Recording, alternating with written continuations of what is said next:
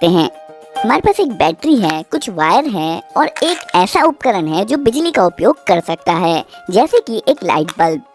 Electricity circuit में flow होती रहती है, लेकिन जैसे ही तार टूट जाता है इलेक्ट्रिसिटी बहना बंद हो जाती है और लाइट बल्ब बुझ जाता है। क्योंकि अगर हम चाहते हैं कि सर्किट काम करे तो बस आप इतना याद रखिए कि सर्किट का रास्ता पूरा होना जरूरी है और जरूरत पड़ने पर सर्किट के रास्ते को तोड़ने या जोड़ने के लिए हम स्विच का इस्तेमाल करते हैं।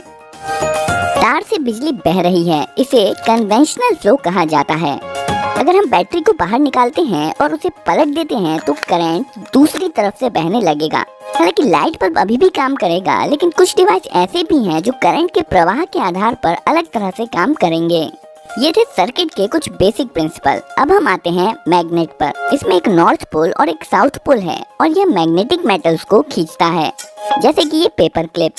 यदि आप दूसरे मैग्नेट को इसकी तरफ लाएंगे तो विपरीत पोल अट्रैक्ट होंगे और सेम पोल रिपेल होंगे। जरूरी नहीं कि मैग्नेट इसी शेप का हो। उदाहरण के लिए कुछ मैग्नेट ज्यादा फ्लैट हो सकते हैं, जैसे कि ये मैग्नेट। इन मैग्नेट्स को परमानेंट मैग्नेट्स कहा जाता है, क्योंकि यह मैग्नेट्स हमेशा काम करते हैं। आप इन्हें बंद या चालू नहीं कर सकते। यह कई छोटे छोटे मैग्नेटिक डोमेन से बना होता है जो एक ही दिशा में रहते हैं। लेकिन आगे हम ऐसा मैग्नेट भी देखेंगे जिसमें हमेशा ऐसा नहीं होता है। अब हम एक परमानेंट मैग्नेट लेंगे और बीच में एक छेद करेंगे और इसे एक ऐसे रॉड पर रखेंगे जहां पर यह आसानी से घूम सके। इसके साइड में एक दूसरा मैग्नेट लाने पर हम देखेंगे कि रॉड पर रखा मैग्नेट तुरंत घूमना शुरू कर देगा, जब तक कि दोनों मैग्नेट्स के विपरीत पोल आमने सामने नहीं आ जाते हैं। अब अगर साइड वाले मैग्नेट को उलट दें तो सेम पोल आमने सामने आ जाएंगे और एक दूसरे को रिपेल करेंगे और विपरीत पोल एक दूसरे को अट्रैक्ट करेंगे। अब अगर हम साइड मैग्नेट को बार बार उल्टा करते रहेंगे तो हमारा घूमने वाला मैग्नेट घूमता रहेगा। अभी के लिए बस ये घूमने वाला कॉन्सेप्ट याद रखिए, हम इस पर जल्द ही वापस आएंगे। यहाँ पर एक मेटेलिक बोल्ट है जो मैग्नेट नहीं है। असल में ये मैग्नेटिक डोमेन से तो बना है, लेकिन इसके मैग्नेटिक डोमेन विभिन्न दिशाओं में है। चलिए अब इस बोल्ट पर तार को कई बार लपेटते हैं और एक सर्किट बनाते हैं। तारों के माध्यम से बहने वाला करंट मैग्नेटिक डोमेन्स को लाइन अप कर देता है। इसका मतलब है कि हमने अभी अभी एक मैग्नेट, या ज्यादा स्पष्ट तरीके से कहें तो एक इलेक्ट्रोमैग्नेट बनाया है। यह वैसे ही काम करता है जैसे कि एक परमानेंट मैग्नेट।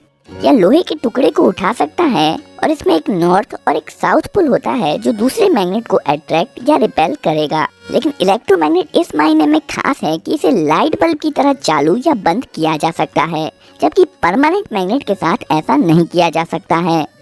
अब अगर हम बैटरी को पलट दें तो इलेक्ट्रिक करंट जो पहले इस तरफ से बह रहा था वो दूसरी तरफ से बहने लगेगा। इससे मैग्नेट के पोल्स बदल जाएंगे, नॉर्थ साउथ हो जाएगा और साउथ नॉर्थ हो जाएगा। इसे इलेक्ट्रोमैग्नेट की पोलैरिटी का बदलना कहते हैं। पर ऐसा करने का ज्यादा आसान तरीका बैटरी को पलटने की बजाय केवल तारों को पलटना है। आइए हम अपने घूमने वाले मैग्नेट पर वापस आते हैं। इस बार हम घूमने वाले मैग्नेट की जगह पर इलेक्ट्रोमैग्नेट रख देंगे। अब जैसे ही हम इसमें वायर जोड़ेंगे इलेक्ट्रोमैग्नेट चालू हो जाएगा और साइड मैग्नेट के पोल्स के अनुसार अपने आप को अलाइन कर लेगा। पर ये जो इलेक्ट्रोमैग्नेट के साथ वायर जुड़े हैं ये इसे फ्रीली नहीं घूमने देंगे। पर यहाँ पर जो ध्यान देने वाली बात है वो है इलेक्ट्रोमैग्नेट के घूमने का कॉन्सेप्ट।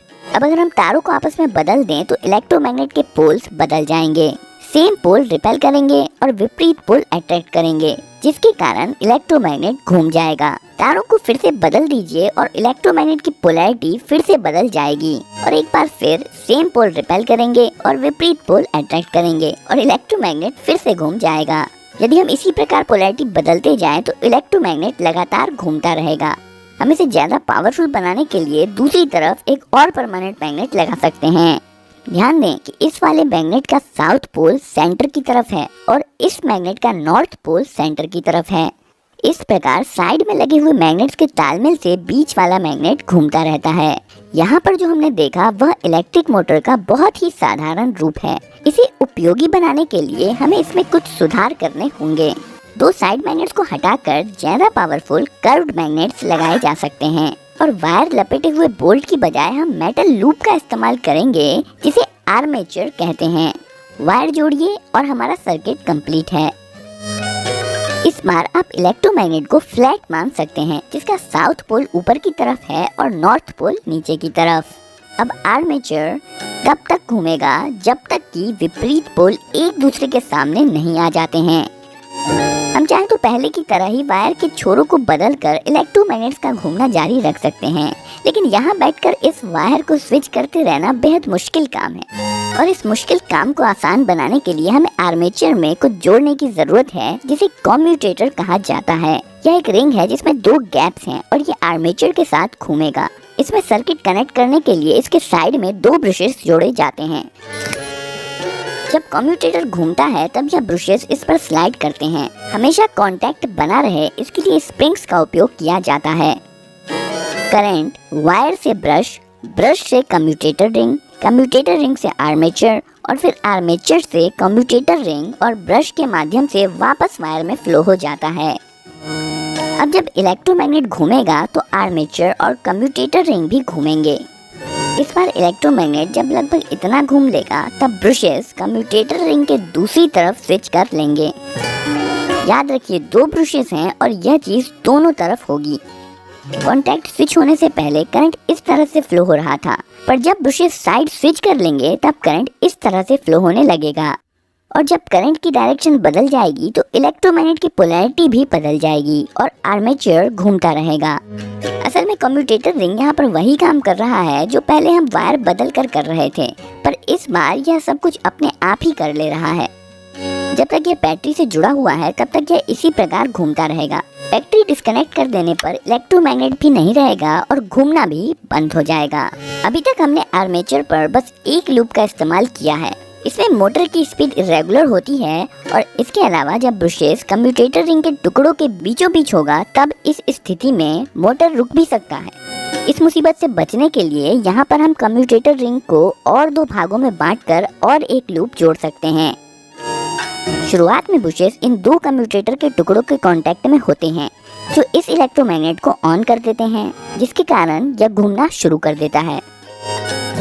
पर जब कम्यूटेटर रिंग घूमकर इस पोजीशन पर आती है तो ब्रशेस का कांटेक्ट कम्यूटेटर टुकड़े के अगले जोड़े के साथ हो जाता है, जिसका मतलब है पिछला वाला लूप ऑफ हो जाता है और अगला लूप ऑन हो जाता है और अब अगला इलेक्ट्रोमैग्नेट घूमता है।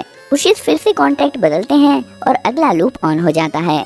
मोटर के घूमने के दौरान यह लगातार होता रहता है और लूप्स एक के बाद एक इलेक्ट्रोमैग्नेट बनते रहते हैं और मोटर को घुमाते रहते हैं।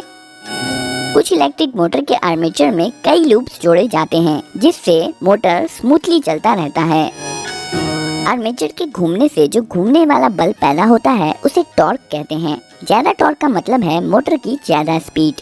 मोटर का टॉर्क बढ़ाने के लिए हम कुछ चीजें कर सकते हैं, जैसे ज्यादा वायर होने से इलेक्ट्रोमैग्नेट ज्यादा पावरफुल होता है। उदाहरण के लिए अगर बोल्ट पर ज्यादा वायर लपेटा जाए तो पावरफुल इलेक्ट्रोमैग्नेट बनेगा। आर्मेचर लूप्स भी बहुत सारे वायर से बने होते हैं, जिसका मतलब है मोटर में ज्यादा पावरफुल इलेक्ट्रोमैग्नेट होगा और मोटर भी ज्यादा स्पीड से घूमेगा। यही कारण है कि अगर आप किसी असली मोटर को खोलकर देखेंगे तो पाएंगे कि उसमें बहुत सारा वायर लपेटा हुआ होता है। ज्यादा वायर का मतलब है ज्यादा पावरफुल इलेक्ट्रोमैग्नेट। इसे पावरफुल बनाने का दूसरा तरीका है कि इसमें ज्यादा इलेक्ट्रिसिटी दी जाए। आइए हम मोटर से संबंधित और भी कुछ नाम देख लेते हैं। यहाँ पर जो पार्ट नहीं घूम रहा है उसे स्टेटर कहते हैं, जो कि इस केस में साइड में लगे 2 परमानेंट मैग्नेट्स हैं। ये स्टेटर एक मोटर केस के अंदर फिट होता है और बीच में जो आर्मेचर है उसे रोटर भी कहते हैं। यही वो पार्ट है जो घूमता है। मोटर के बीचों बीच एक शाफ्ट लगा होता है जो मोटर के पीछे से बाहर आता है। इस वीडियो में आपने जो मोटर देखा है वह एक डीसी मोटर है।